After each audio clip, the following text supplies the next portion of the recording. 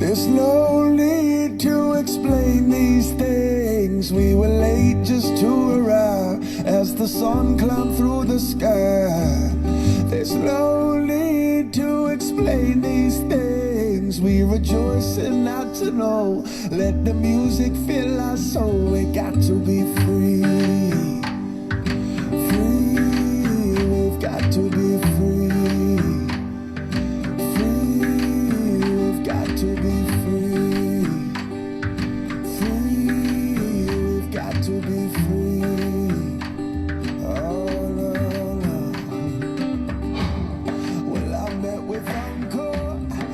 Good morning, Stefan. How are you? I'm doing great. Liz, how you doing?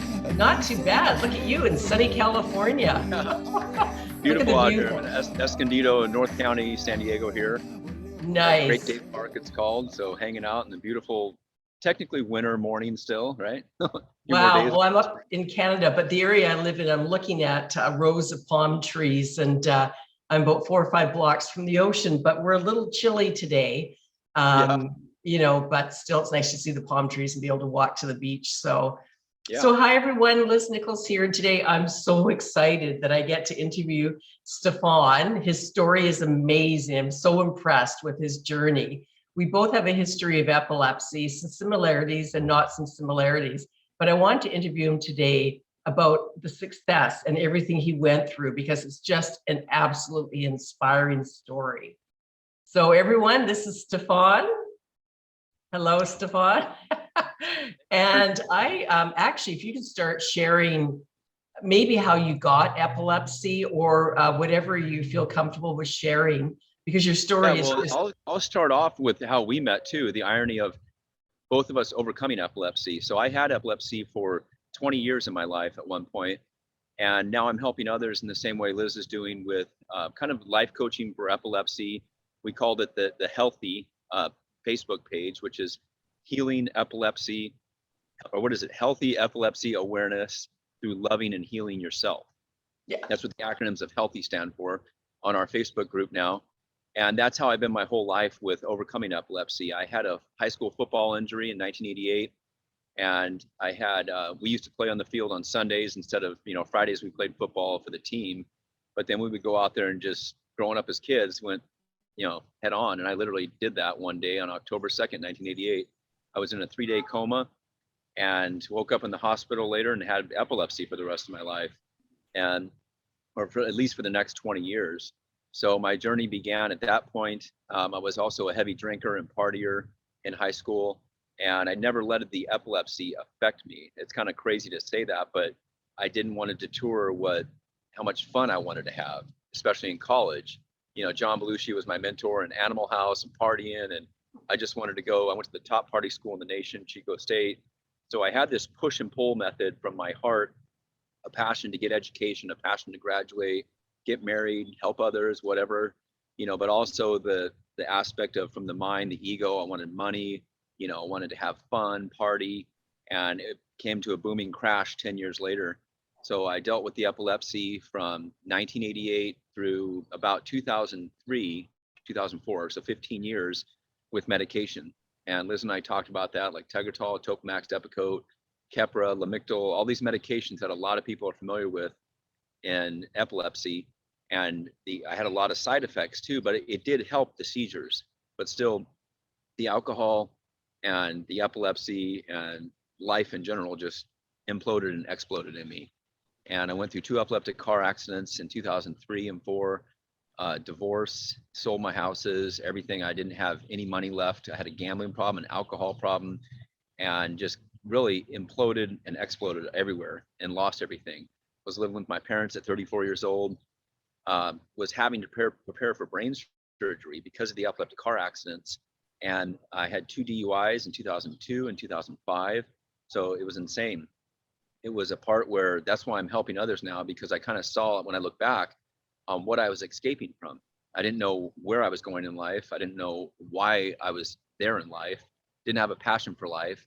So what really brought me on to life coaching in general was people like Tony Robbins, Wayne Dyer, Les Brown, Louise Hay. Just started really reading back in the day, listening to a lot of tapes, right, and CDs, and just Walkman and all that stuff. And it really helped me to get a feel for life of what I wanted to do. Now, I didn't know that back then. I felt a calling come up, but the epilepsy itself was always there in the side.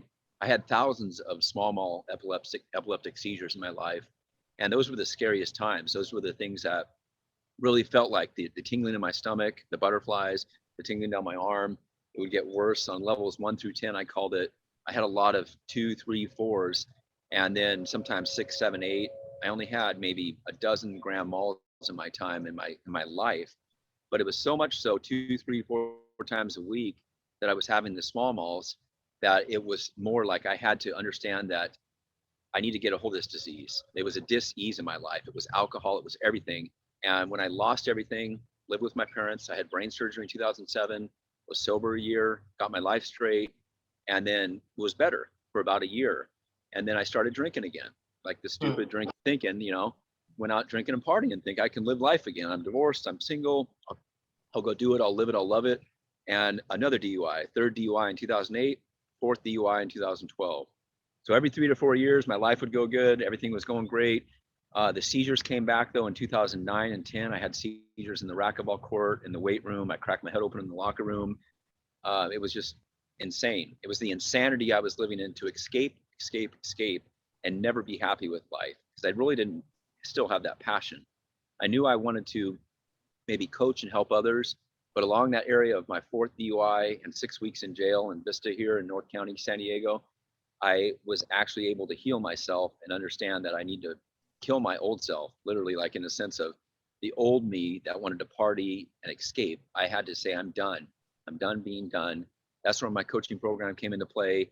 The growth in life, as I have Click for Growth here, clickforgrowth.com. You can find out the new app I'm coming up with to help people. I want to be able to go through and grow through with them what I went through, and be able to heal myself through AA, through programs, God, prayer, everything else. And it was just a combination of planting the roots, planting the seeds, having a new foundation, and being able to grow. So that's where I took it to the next level, Liz. And I know it's inspiring for you, and you're inspiring for me. And I just want to help inspire, be inspired to inspire, as I call it, help others. Because even when the DUIs hit, 2 epileptic seizures, like I said, car accidents, but I had 2 hernia surgeries, a pulmonary embolism, 3 endoscopies, 20 plus years of epilepsy, divorce, bankruptcy, homelessness, car accidents, everything, and I was living out of my office 5 years ago while starting my business. So I've been 10 years sober, but even without alcohol, it was some bad decisions, and it was a challenge in life. So I had to accept life's challenges. And that's why I'm here with my program is called Recovered Coaching. And my passion here is to get back into schools now that we've overcome COVID, because I'm seeing what the kids are going through when they've been locked down. They've been locked down for a year mainly, but 2 years overall, locked up, locked in, locked out, and locked down. Part of my program is where I talk about it and the insanity that I was in for 14 years of lockdown with alcohol. So I kind of connect with this and really relate. No driver's license. I couldn't go out. I couldn't drive in times.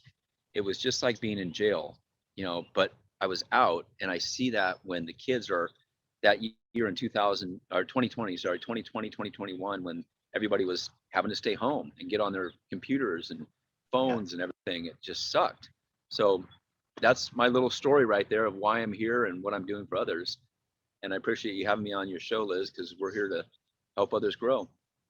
That's amazing. Your story is just amazing. And there's so much honesty in there. And I think a lot of times they're not honest with themselves about their journey. And that's what I love so much about this, is that you're so open and honest and share so much about your journey, to help others. And I just think that's amazing. So hopefully we can do more interviews with you moving forward.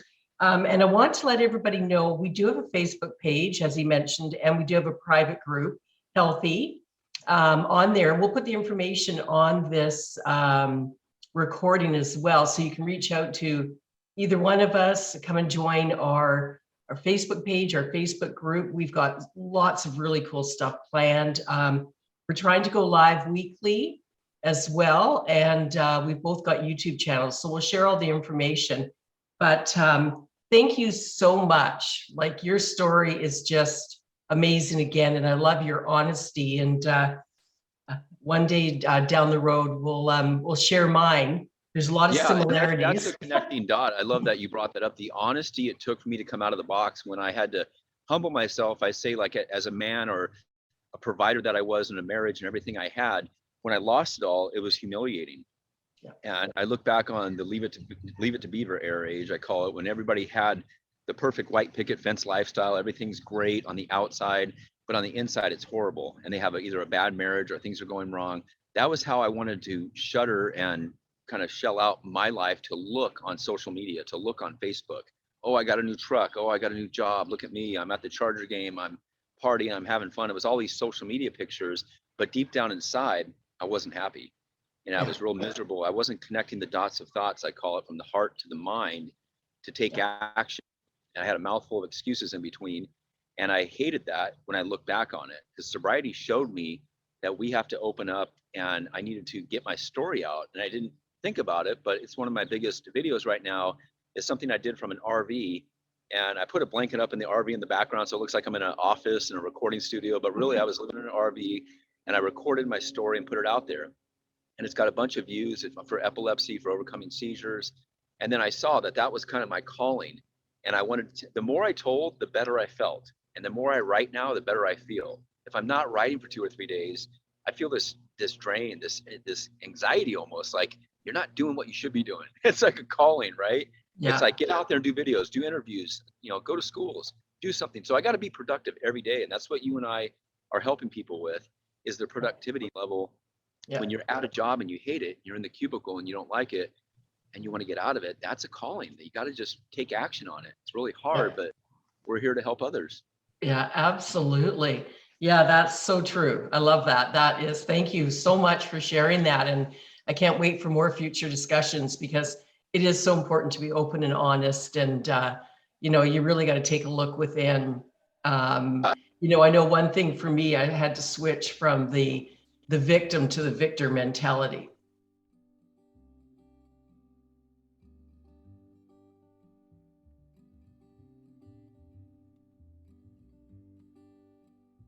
And, I remember one of the things, they're always telling me all these things about what I can't do. And I was like, but what about all the things I can do? So it was all about mind shift, changing the mind shift from. Be careful. Oh, don't, I know you can do some things, but be careful. Don't do this. We're always talking about don't do it. What you can't do, right?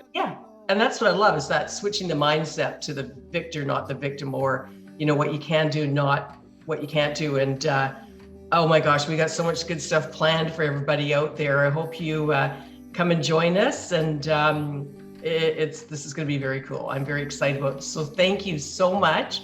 What I'll do is I'll make sure again that all the information's on the video, so people can reach out to us. And thank you for sharing your story. Yeah, it's at recoverycoaching.com, and I'm really excited about this app. It hasn't launched yet, but it's under clickforgrowth.com. Yes. You'll see a little page on there about what it's going to be like for coaches like us to come together, to be givers, it says, and receivers. Receivers will be, watching people, listening to people like us. So really excited. Yeah, I'm excited for that too. All right, well, listen, thank you again, and bye for now. And we'll talk again soon. Thank you. All right.